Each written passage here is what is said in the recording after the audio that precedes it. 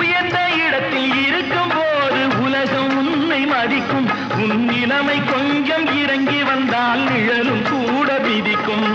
மதியாதார் தலைவாசல் மிதிக்காதே என்று மானமுள்ள மனிதனுக்கு அவ்வை சொன்னது.